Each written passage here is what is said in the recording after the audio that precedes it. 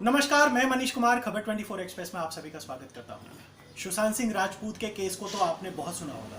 सुना भी क्यों नहीं होगा, क्योंकि पत्रकारों ने अपने स्टूडियो में बंदरों की तरह उछल उछल कर इस केस को इतना उछाला कि रिया चक्रवर्ती को कल्प्रिट बता दिया। रिया चक्रवर्ती और पता नहीं का क्या क्या इस केस में हुआ, लेकिन सुशांत सिंह राजपूत की हत्या के मामले में या सुसाइड के मामले में पत्रकार बिरादरी कुछ भी निष्कर्ष पर नहीं पहुंच पाई। खैर, हम इस पर बाद में बात करेंगे, क्योंकि एक पुराना मामला हो चुका है। नया मामला हम यूपी से बात करना चाहेंगे। यूपी में एक दलित बच्ची के साथ रेप होता है हाथरस में। जी हाँ, आप सबने सुना होगा, सोशल मीडिया पर काफ़ी उसके लिए चर्चा हो रही है। लेकिन मीडिया में अगर बात करें तो मीडिया में जो सो कॉल्ड पत्रकार थे, जो अपनी कुर्सियों से उछल उछल कर सीएम उद्धव ठाकरे को गालियां दे रहे थे खुलेआम, आज यूपी के मुख्यमंत्री योगी आदित्यनाथ के लिए दो शब्द नहीं फूट रहे हैं।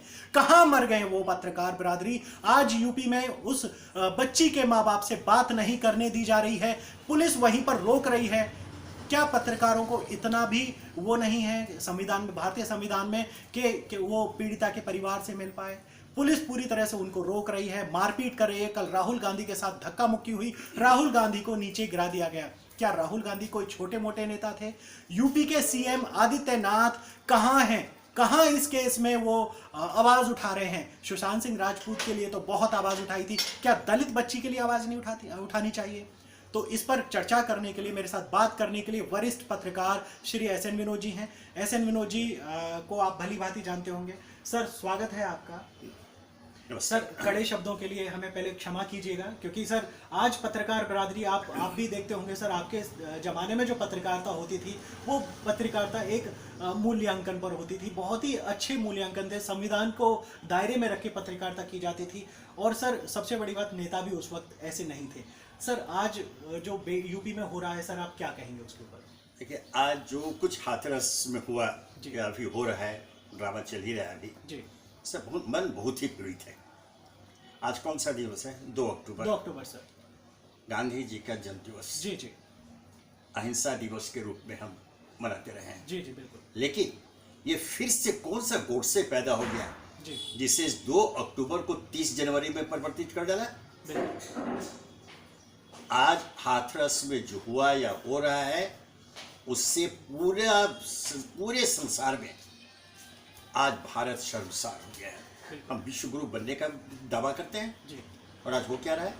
आपने मीडिया की बात की और उस दलित लड़की के साथ जो कुछ हुआ, ऐसी घटनाएं हिंदुस्तान में बहुत हो रही, इसमें कोई शक नहीं है। लेकिन इस मामले में जो वहाँ पर राज्य प्रशासन, जिला प्रशासन, पुलिस प्रशासन, सत्तारूढ़ दल, इन लोगों का जो रवैया रहा, उसे देखकर ऐसा लगता है, आपने शब्दों की बात की, मैं तो उससे थोड़ा और आगे बढ़ रहा हूँ कि उत्तर प्रदेश में अब कोई गुंडा राज, कोई जंगल राज या कोई माफिया राज नहीं है।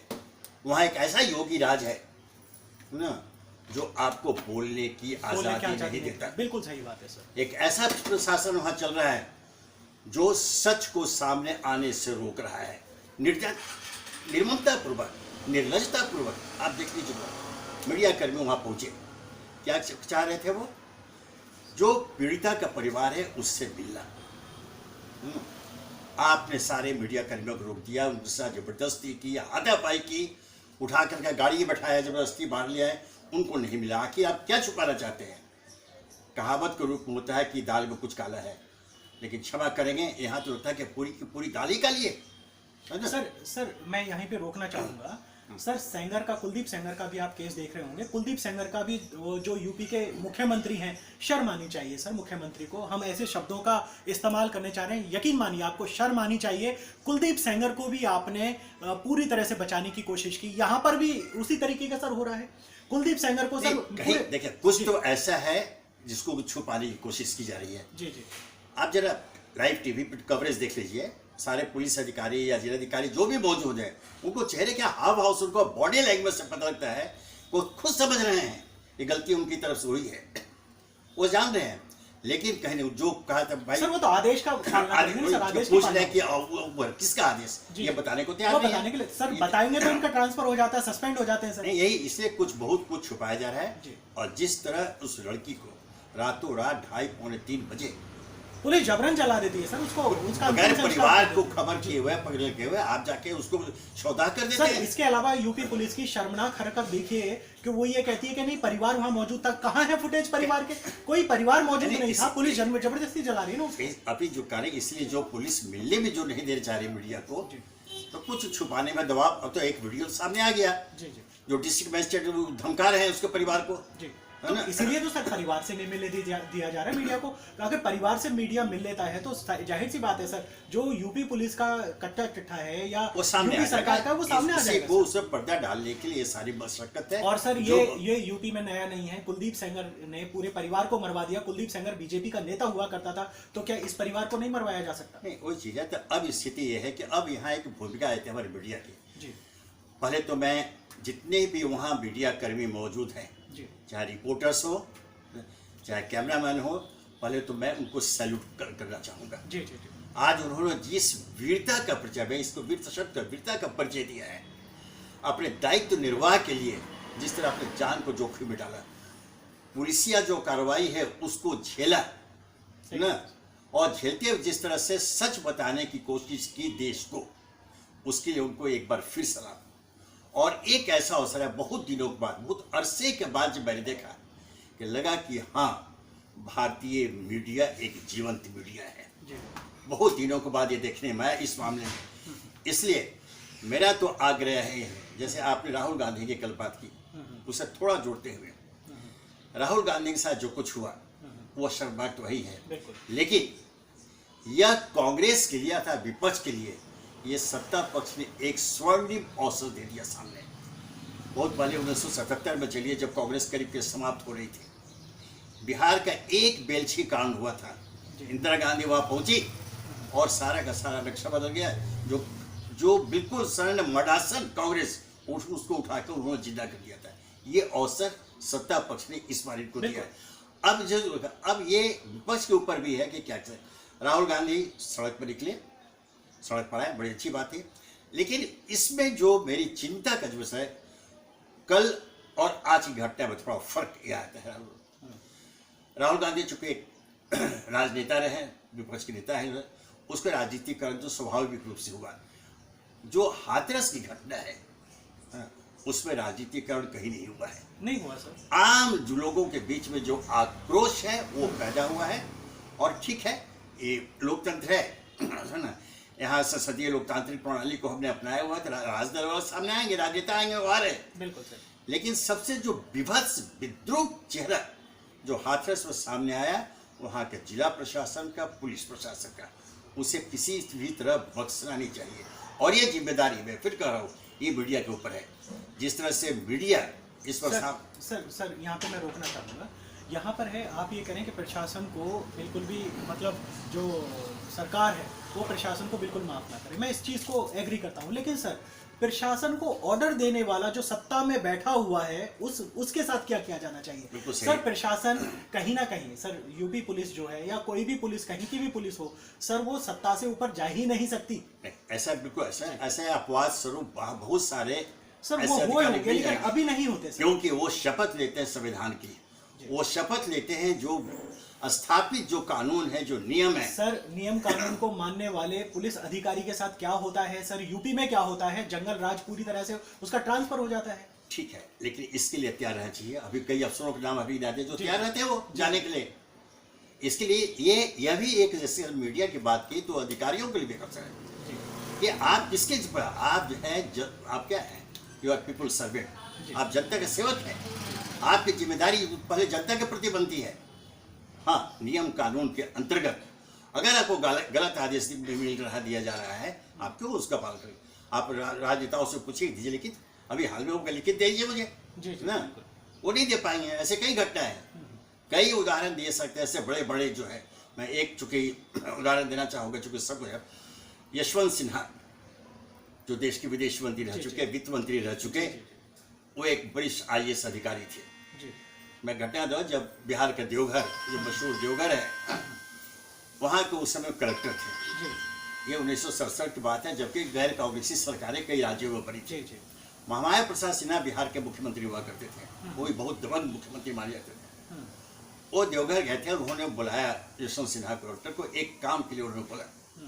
उन्होंने देखा, बोला साहब ये नियमानुकूल नहीं कर सकता हूँ। चीफ मिनिस्टर बिगड़ कि मैं मुख्यमंत्री हूँ, मैं आदेश दे रहा हूँ। उन्होंने कहा ठीक है, आप लिखित आदेश दीजिए। काफी बहस हुई, तो उसमें एक बहुत ही रोचक प्रसंग है। यशवंत सिन्हा खड़े हो गए, उन्होंने कहा कि सर, हो सकता है कि एक दिन मैं मुख्यमंत्री बन जाऊं, आप कलेक्टर कभी नहीं बन सकते।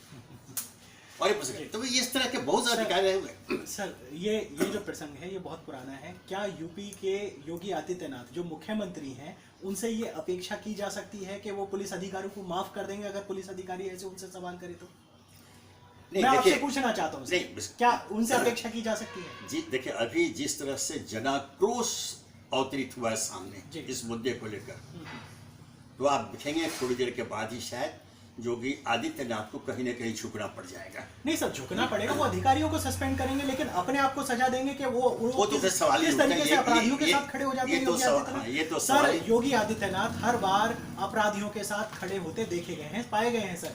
चाहे वो कुलदीप सेंगर हो, पक्का अपराधी था, अपराधी नहीं, क्षमा योग्य नहीं, उसको तो फांसी की सजा होनी चाहिए। क्या हुआ कुलदीप सेंगर के साथ? जैसे मैंने कहा ना कि अब समय आ गया है जी, जब योगी आदित्यनाथ को, फिर मैं ऐसे शब्दों का प्रयोग कर रहा हूँ अमूमन मैं नहीं करता हूँ जी,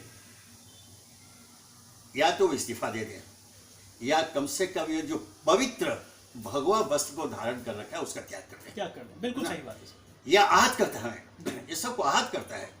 आप भगवा वस्त्र धारण करके आप सत्ता की कुर्सी पर बैठे हो और गलत आचरण कर रहे हो जी। जैसे कहा ठीक है, वो दिखाने के लिए, चूंकि आक्रोश है, वो दिखाने के लिए कुछ अधिकारियों के खिलाफ कार्रवाई करेंगे, लेकिन ये तय जानिए कि जो पूरी घटना जो हुई है, हाथरस में हो रही है, वह पूरी जिम्मेदारी उसके अगर किसी पर है, योगी आदित्यनाथ के ऊपर है। ये जो बार बार अधिकारी बोल रहे हैं ऊपर का आदेश, ऊपर का आदेश, और एक रिपोर्टर, एक कैमरामैन, एक महिला रिपोर्टर, उसके साथ बदतमीजी की उसको जाने के लिए उसको हजारों पुलिस के लिए वो खड़ा कर दिया। बदतमीजी की जाते सर, बदतमीजी की जा रही, क्यों? ये बगैर ऊपर जो है, मतलब शीर्ष नेतृत्व अर्थात चीफ मिनिस्टर के बगैर उनके ध्यान में आए, ऐसा हो ही नहीं सकता है। ये जानबूझ कहा गया, कहा ना कि ये फिर भी शर्माती कहते हुए आप योगी के रूप में अपने को पेश कर आप राज कुर्सी पे, शासन की कुर्सी पर बैठे हुए हो, लेकिन आपका जो आचरण है वो जहाँ अनुकरणीय होना चाहिए, एक ऐसे आदर्श सिद्धांत कर उसको आपको सामने रखना चाहिए कि लोग उसका अनुकरण करें जी। उसकी जगह आपने नई पीढ़ी को भरमा दिया है। आप इसके माध्यम से आप अधिकारियों में भी दहशत पैदा करने की कोशिश कर रहे हैं। बिल्कुल सही बात है। यह सच्चाई है। और यह जैसे अभी बता दूं मैं कि एक पता नहीं, मैंने कई बार ऐसे बोल चुका हूँ, लिख भी चुका हूँ, कहीं ना कहीं कोई साजिश रची गई है, वह है लोकतंत्र के खात्मे की, और ये सब उसकी कड़ी बातें हैं। बिल्कुल सही। खैर, हम यहीं पर ख़त्म करना चाहेंगे क्योंकि समय काफ़ी हो चुका है, लेकिन यकीन मानिए ये इतनी शर्मनाक घटना है, और सबसे बड़ी बात ये शर्मनाक हरकत यूपी सरकार की भी है जिस तरीके से हाथरस में हो रहा है। 14 सितंबर को ये केस हुआ था, आपको मैं दोबारा से बता देना चाहता हूँ। 14 सितंबर को केस हुआ था यूपी में, जो दलित बच्ची थी उसका रेप हुआ, उसकी जीभ काट दी गई, उसकी निर्मम तरीके से हत्या करने की कोशिश की गई, लेकिन बच्ची कैसे तरीके से बच गई। उसको एम्स में भर्ती किया जाना था इलाज के लिए, लेकिन उसको सफदरजंग भर्ती कर दिया गया, उसकी वहां पर मौत हो जाती है। उसके बाद भी जो आरोपी हैं, आरोपी की पकड़ इतनी जिस हिसाब से होनी चाहिए उस तरीके से नहीं हो पाती। पीड़ित परिवार पुलिस के पास जाता है एफआईआर करने के लिए, लेकिन उनकी एफआईआर नहीं लिखी जाती है। यूपी पुलिस उनको टरकाने की कोशिश करती है। उसके बाद जब मीडिया और सोशल मीडिया का दबाव बनता है तो यूपी पुलिस एफआईआर करती है, लेकिन जो आरोपी हैं वो पकड़ से बाहर चले जाते हैं। इसके अलावा यूपी पुलिस पर दबाव बनाया जाता है सत्ता की तरफ से इसको रेप ना साबित करने के लिए, और यूपी पुलिस वैसे ही करती है। यूपी पुलिस बोलती है कि बच्ची का रेप ही नहीं हुआ, बच्ची पर सिर्फ हमला हुआ। अगर हमला भी हुआ है तो क्यों हमला हुआ? क्या यूपी की बेटियां सुरक्षित नहीं है? हम यूपी पुलिस से सवाल पूछते हैं, यूपी सरकार से भी सवाल पूछते हैं। आप महाराष्ट्र की सरकार से सवाल पूछते हैं, महाराष्ट्र के मुख्यमंत्री को गाली देते हैं, महाराष्ट्र की पुलिस को गाली देते हैं। यूपी पुलिस को गाली देने की हिम्मत है क्या आप में? क्या यूपी के मुख्यमंत्री योगी आदित्यनाथ को गाली देने की हिम्मत है क्या आप में? मैं अब पत्रकार बिरादरी से भी सवाल कर रहा हूं। सवाल कड़े हैं, कठोर हैं और कड़वे हैं, लेकिन आपको सोचना पड़ेगा। ये आज यूपी में एक बिटिया के घर पर हमला हो रहा है, अगले दिन आपका घर निशाने पर बन सकता है। यूपी में 1-2 करोड़ नहीं रहते, बहुत सारे परिवार रहते हैं। तो मैं मनीष कुमार, खबर 24 एक्सप्रेस के लिए धन्यवाद।